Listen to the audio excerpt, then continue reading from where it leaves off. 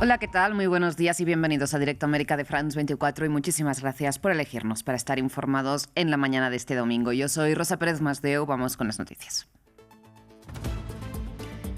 Israel reabre parcialmente el paso de Rafah entre Egipto y la Franja de Gaza. Miles de personas heridas esperan salir y otras poder regresar a su tierra.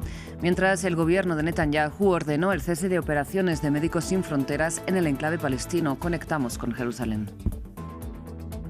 El ayatolá Ali Jamenei advierte que un ataque estadounidense desencadenaría una guerra regional después de que tanto Irán como Estados Unidos confirmaran que están buscando una salida diplomática a la escalada de tensiones militares. Turquía, Qatar, Emiratos o Arabia Saudita estarían implicados en la mediación. Abren las urnas en Costa Rica. 3,7 millones de personas están llamadas a votar en la primera vuelta de las elecciones presidenciales y legislativas. La lucha contra el narcotráfico centró la campaña en uno de los países más estables de la región.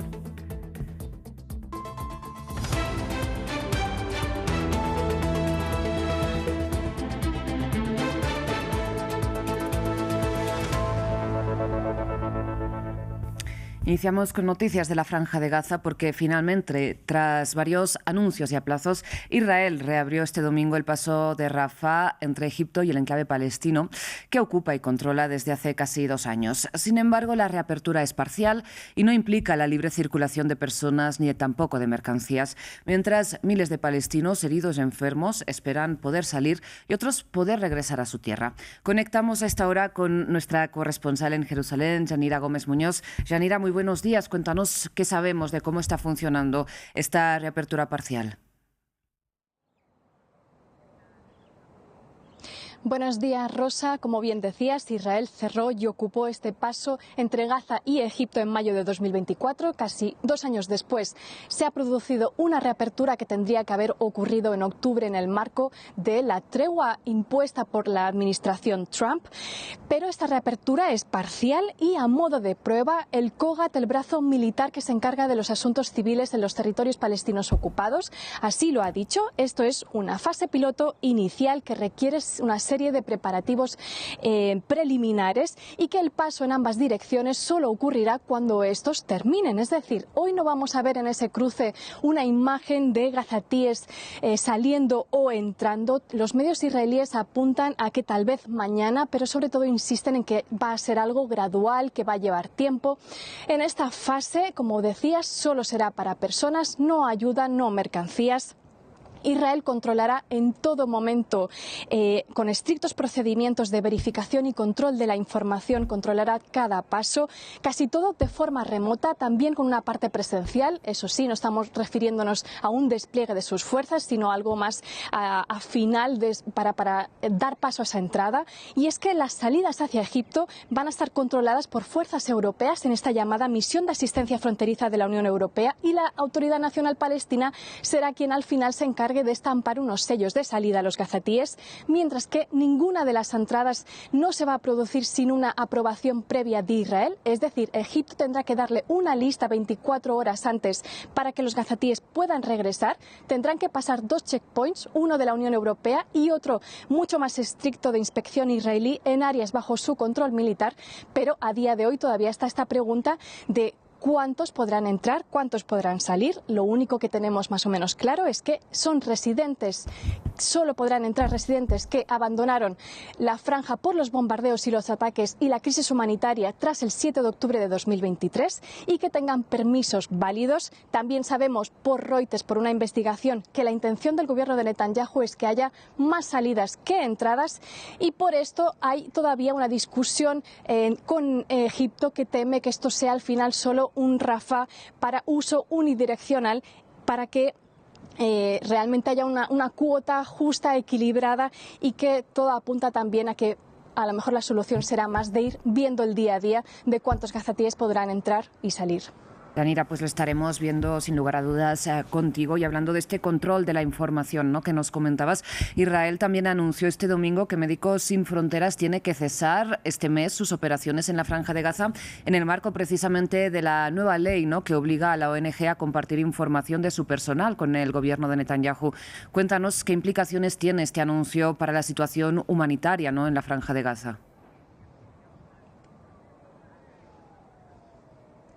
Bueno, eso es fácil de decir, son graves, es un gran impacto, pero hay que entender que esto es una cruzada mucho mayor de Israel contra las organizaciones humanitarias en general, en el sentido de que está dificultando mucho en Gaza y en Cisjordania sus operaciones, no solo con esto que estamos reportando ahora, sino también, por ejemplo, en concederles visados. Entonces, la noticia de Médicos Sin Fronteras se entiende desde que en marzo el Ministerio de la Diáspora impulsó una reforma de estas organizaciones, que recordemos que en diciembre al final esto se representó en la salida por no tener licencia de 37 organizaciones de la Franja de Gaza que ya no podían trabajar más, entre ellas Médicos Sin Fronteras, que lo que ha hecho en este proceso, que ahora se ha materializado, es que intentó dar un paso atrás, intentar negociar con Israel una especie de garantías básicas, como que Israel le pudiera decir que esta información de darle su lista de trabajadores se usara para fines administrativos y que no pusieran en peligro a su personal,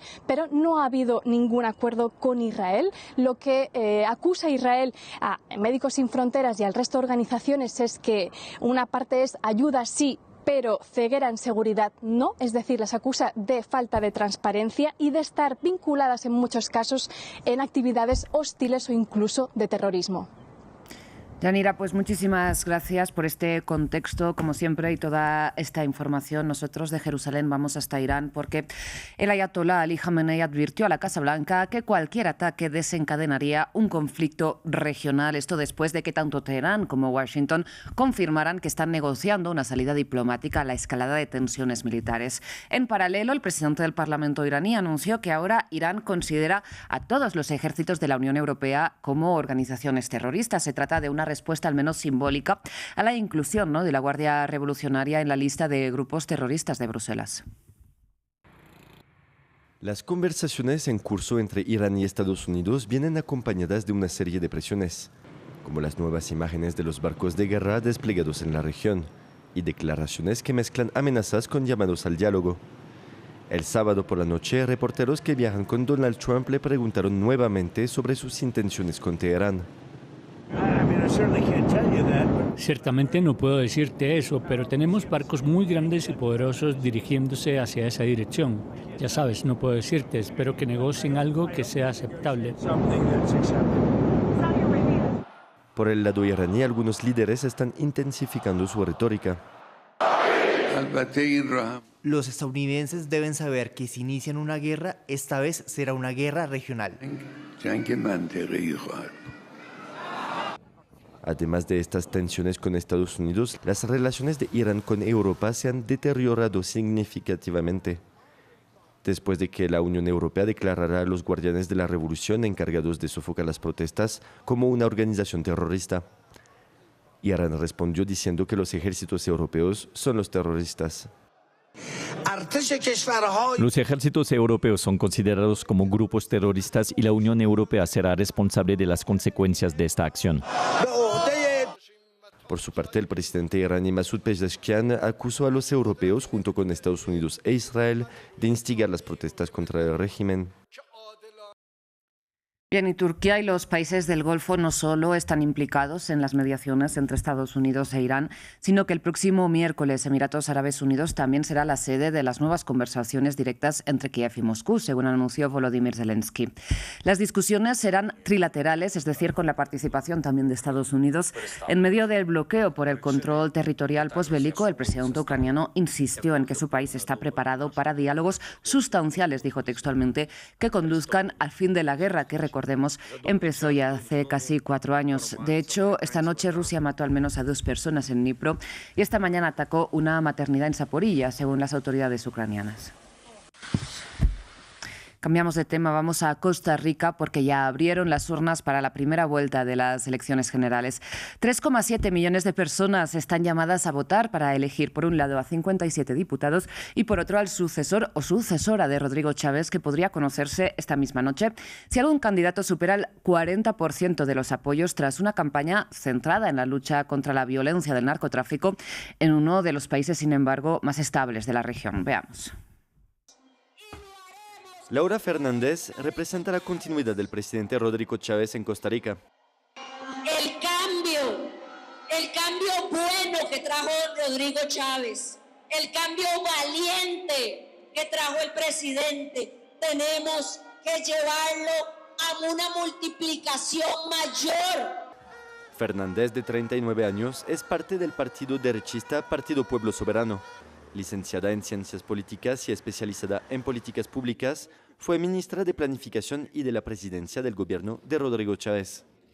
El hecho de que venga Laura y el equipo de gobierno que tiene es lo que me hace confiar en ella, y sobre todo la fe y la esperanza de que en este país el verdadero poder que existe se llama Asamblea Legislativa. Heredera del oficialismo, basó su campaña sobre reformas económicas como la venta de activos del Estado, pero se destacó sobre todo con la promesa de un estado de excepción contra el crimen organizado, una propuesta basada en el modelo vecino de Nayib Bukele en El Salvador, incluyendo el proyecto de una mega cárcel tipo Secot. Sus seguidores destacan su experiencia en el gobierno, su conocimiento de los problemas nacionales y su enfoque cercano a la gente, y muchos la consideran la continuación natural de las políticas actuales. Una posición que la alinea con los intereses de Washington en la región al momento de un giro a la derecha de gran parte de los países latinoamericanos. Bien, y cerramos esta edición informativa hablando de tenis porque el español Carlos Alcaraz, de 22 años, se convirtió ya este domingo en el jugador más joven de la historia en ganar los 4 títulos de Grand Slam con su victoria en el Abierto de Australia. En Melbourne venció en 4 sets al serbio Novak Djokovic 2-6, 6-2, 6-3 y 7-5. Es el 7º título de Grand Slam del murciano que consolida su condición de número 1 del mundo.